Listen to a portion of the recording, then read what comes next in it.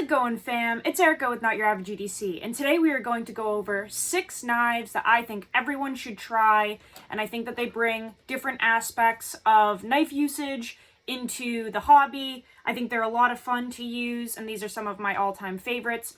Obviously, this is subjective. These are not like the best knives ever made. Everyone's going to have their own opinion, but these are just some that I always recommend to people, and I like making these videos because it's always changing, and yeah, lots of new stuff coming to the market, but these are some of, my tried and trues. So we have 5 folders and 1 fixed blade, and let's get into it. The first one, like I said the other day, the Mila Kunis, if you will, of the knife community, the Chris Reeve Sebenza. I'm not going to say to use the small only because it really just depends on what size hands you have and what you like to carry. For me, the small absolutely fits perfectly. I have tried the large. It's just too big for me. So the small is my go-to, but I think everyone, if they can get their hands on it, should try a Sebenza. It was actually really funny. Last night I was making dinner and Tim texted me and he was like, I loved the Mila Kunis comparison the other day on your video. I guess him and the shop boys watched it, and yeah, I mentioned in a video the other day that I believe the Sebenza is absolutely the Mila Kunis of the knife community. Perfect. It's great. A plain Jane Sebenza, I should correct myself. The plain Jane Sebenza is just something that everyone needs to try, in my opinion, if they can. Maybe you can borrow it from someone if you have a good friend, but there are just so many things that I have stated in other videos that the Sebenza brings to the table that nothing else does and that nothing else ever has. And I adore using this knife. It's one of my favorites. I have a few in the collection. I think we have a glare, so I don't know if... Oh, God. Yeah, we have a little bit of a sunshine glare, but this is my plain Jane in S45. I have a plain Jane 21 in S35VN that I'm just in love with this one. This is my old school beater one. I don't know if the snail trails will pick up because of the glare, but love this one to death as well. Yeah. You gotta try one. It's almost like you won't understand the hype unless you try one. Yeah. I love the Sebenza. Okay, the next one that I think everyone should try is the Spyderco Para 3. I seriously think that this is a great beginner's knife for anyone. I had someone comment the other day saying that they picked up a Para 3 as kind of like their first knife, and they were wondering if that was a good choice. Absolutely. If you're looking for a high-quality beginner knife, especially the S45 one, man, I should have filmed somewhere else. This glare is really bad. I'm sorry, guys. This is an S45 one. I would recommend specifically this model to anyone beginning because this steel will help you with ease of sharpening.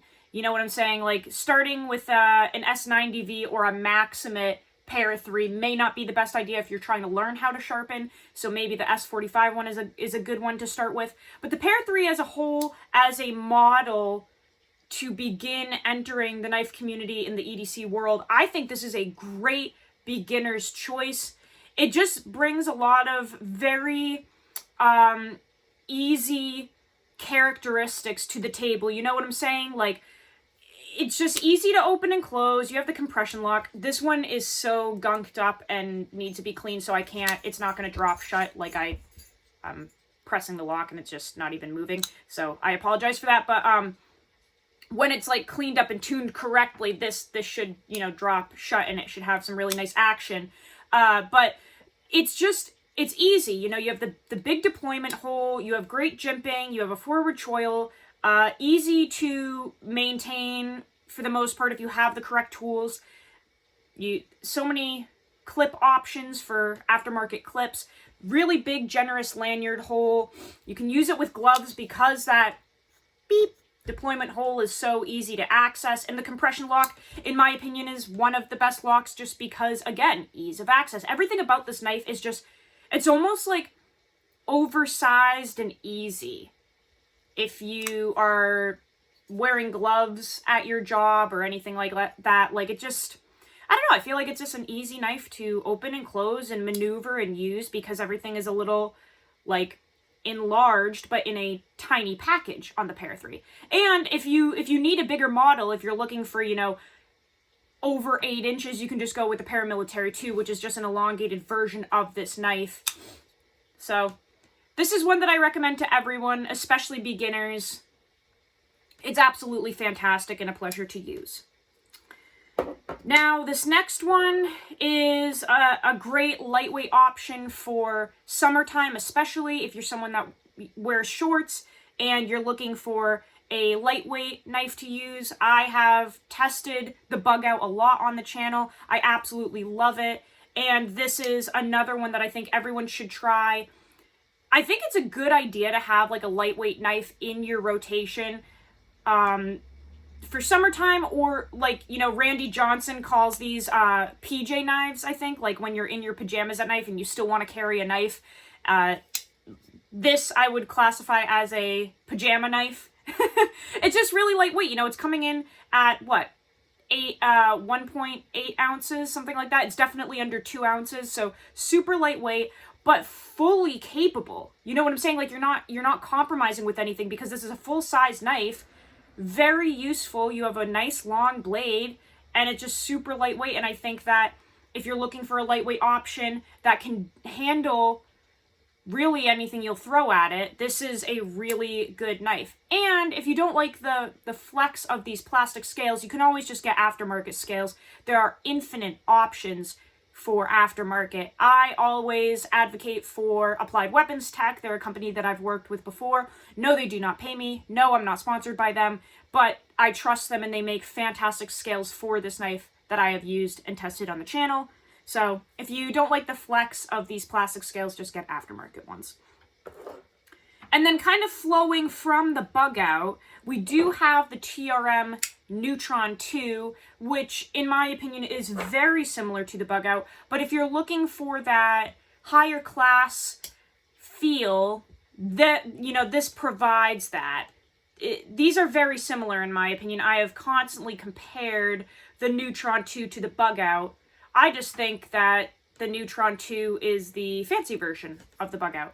We do have a different locking mechanism. We do have a liner lock on this one. But aside from that, they're very similar. We have thumb stud. We have a really thin, slicey blade with a kind of drop point shape there. Pretty neutral ergonomics. This knife is not telling you what to do whatsoever. It's not telling you where to put your fingers or anything. I really enjoy that. Deep carry pocket clip. Absolutely incredible action. Really smooth, and I genuinely think that this is comparable to the Sebenza if we're talking about build quality and feel. This is just a very high-end feeling knife. It's just so smooth, man. Detent is great. Everything on it is perfect. This one is wearing some titanium scales. They're really nice and thin, and it just makes the knife feel way more rugged and durable in comparison to the Bugout. So if you just know for a fact that like this formation of the Bugout is not going to do it for you, and you just want like a higher class knife, you can absolutely go with the TRM Neutron 2. Get the thin, slicey, lightweight capabilities of the Bugout, but this every ounce of this is just way better quality than the Bugout. Even the steel, this is 20 CV, and TRM does a fantastic job. They use, what's it called? Pete's heat treat, something like that. Yeah, man, the Neutron 2 is just an absolute winner for me. And honestly, being able to take these scales off and swap them so quickly without having to take the knife apart is like a huge selling point for me. You can literally take these 2 body screws out, not have to mess around with the pivot. You can do a scale swap, whatever you want, put it back together. Super easy, and I really like that. I really, really like that. But this one is just, oh my gosh, like this action. if I were a fidgeter, that is against my rule. But if I were a fidgeter, this is a fidgety knife. Whew, it feels good. Okay, and then the last one that I think everyone should try, the 940. I know you guys are probably screaming, we're done hearing about the 940 and the Sebenza. We're done. Talk about something new.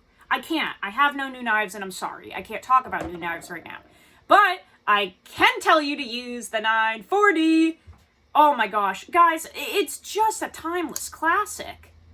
It really is.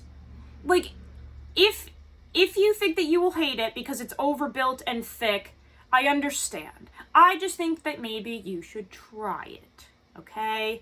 And if it's too long, try the mini one. What is it, a 945? Try the 945. But the 940 is just a workhorse of a knife, but in such an elegant form. It really, look at how slim this is. It carries so nice. It's capable of doing anything you throw at it, but in such a slim, gentleman package. This is, what should we call this? Maybe this is the Ashton Kutcher of the knife world, right? We have Mila. We got Mila in the house. Only fair to bring in the hubby. These two together, oh my goodness. I've carried these two together and it's just like an absolute pleasure. You have like, you can hard use the Sebenza, but obviously it like slices better than the 940 because we have a hollow ground, way thinner blade on the Seb. So like this could be your kind of thin slicey knife, and then you compare it with the 940, which, you know, this can be a pry bar and a screwdriver. Do not tell me not to do that. I will do it for eternity.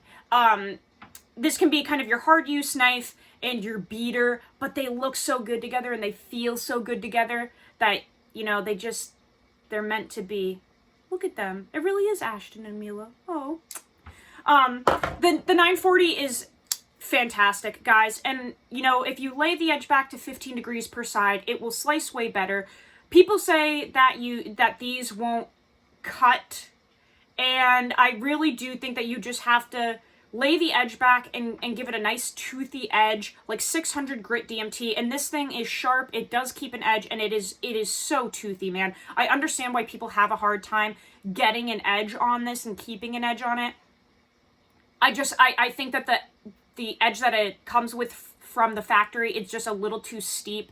So if you lay it back, this will hold an edge. It is worth trying out if you know how to sharpen, or if you know someone that could lay that edge back for you properly. But please try a 940. You won't regret it. And if you do, you can always just sell it or borrow one from someone. But the 940 brings so much to the table that is iconic, historical, and an absolute pleasure to use.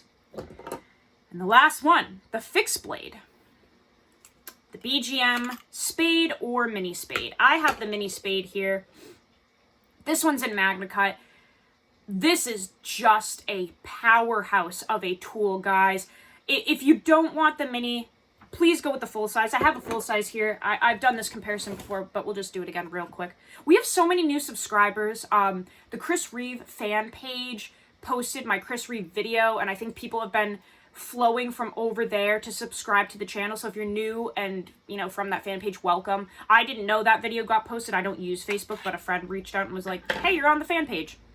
So we have a lot of new subscribers. If you're new, welcome aboard. Everyone is welcome, including aliens. We love everyone here. We also talk a lot of shit, which is really fun, but it's all in fun. Full size versus mini here, just for size comparison. Obviously, the full size is longer, a smidge heavier, but it is a really nice package. I have what most of you guys will classify as small hands. For a female, they're actually a little bit on the larger side.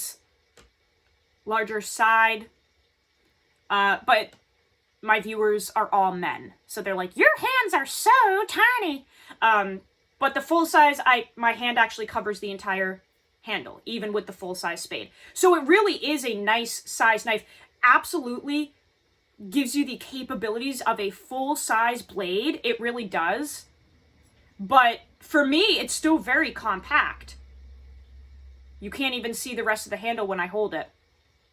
We'll bring in the 940 real quick for size comparison, because the 940 is a long knife in my opinion.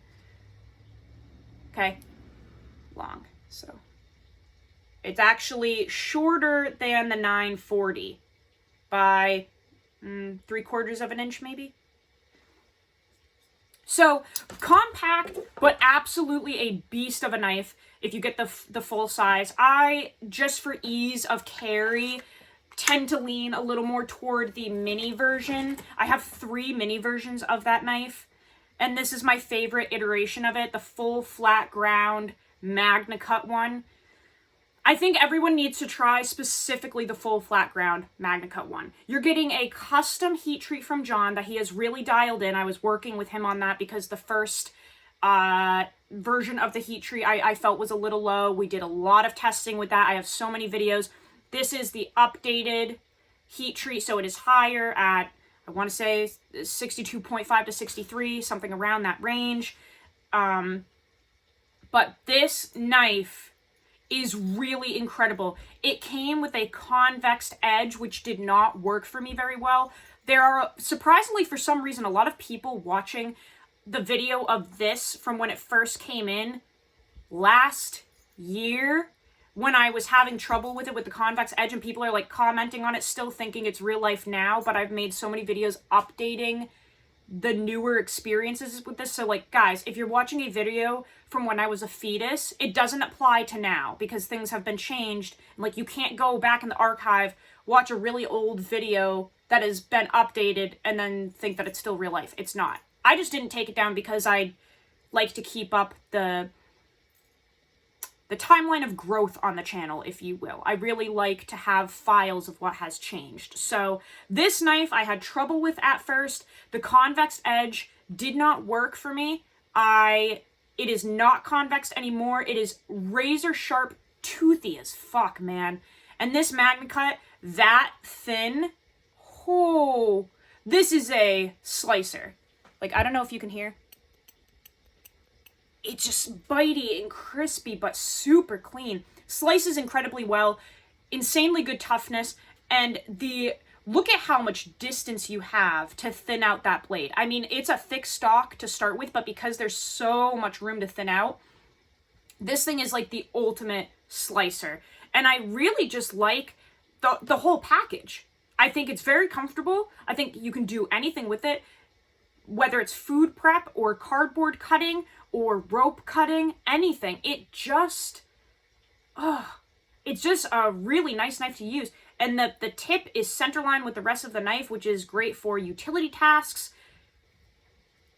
My hand absolutely eats this one up. This is a very small knife. It's 6.5 inches overall length. So very short and very small, but very capable. You can ask to not have the choil, so you can opt out of that. Sorry, this glare is really messing with me. You can opt out of getting that choil there if you do not like that. You can just, write in the notes on your order form, no choil.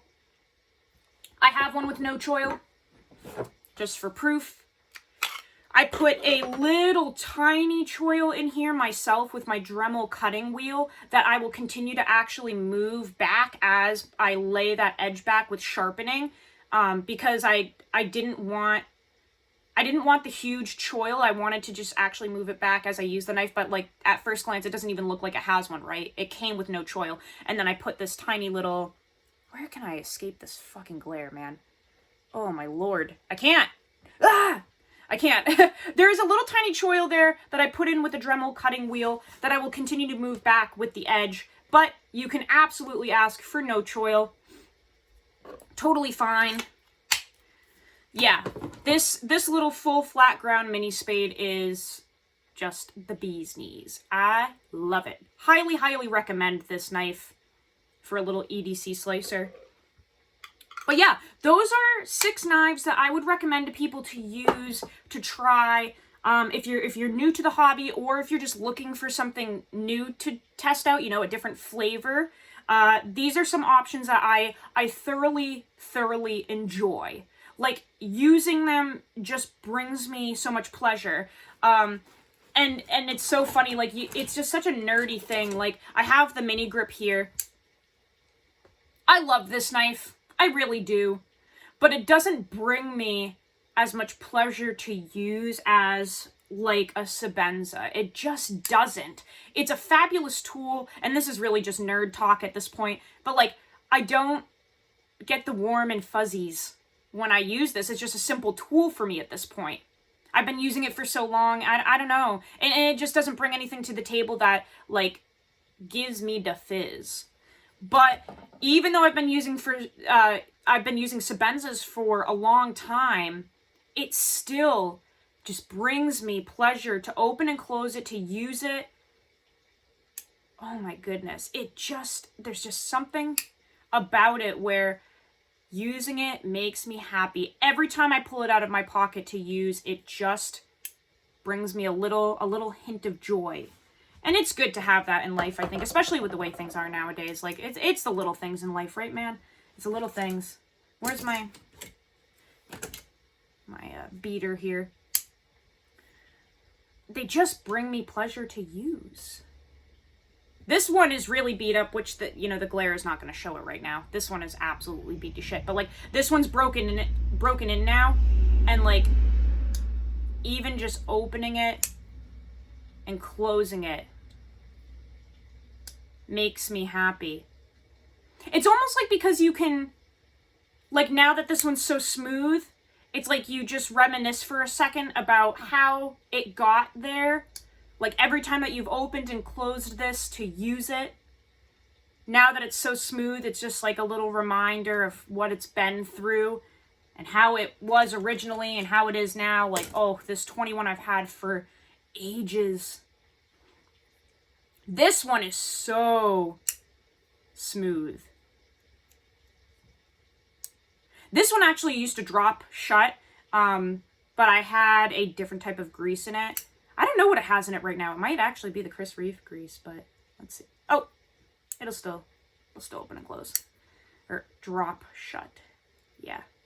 And guys, people have asked me how to get your Sebenza to do that.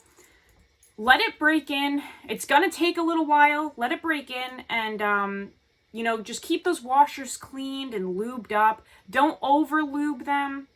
I think a lot of people put way too much grease into these, and then it collects a little bit of dirt and debris, and then they're like, why isn't it smooth? Why isn't it dropping shut? Just keep it clean, keep it simple. The more grease you put in there, the more it's going to collect crap. You really don't need to overload these with anything. Just let them be simple and clean, and they really will get to that nice, smooth, silky point. This one might drop. I'm not sure. Let's see. Yeah. You can definitely get them there, but you have to use them. I haven't really used this newer one as much. I've been testing other stuff, so this one I really don't think is going to... Yeah, that one just doesn't. It stops right away. This has much more of a hydraulic action because it's a little newer, but I hope that you guys enjoyed that video. I really like updating these as new things come in or my mind changes a little bit. Like, it hasn't really changed too much since the last video, but I think they're fun to make, and I as new people come to the channel, I do like to continuously have something at the top of my timeline of, like, if you're new, welcome, and also, you should really try these. You might enjoy them. So, I will see you guys on the next video. Go use your shit. I will see you guys soon. I love you so, so much, and take care of yourselves. See you guys soon.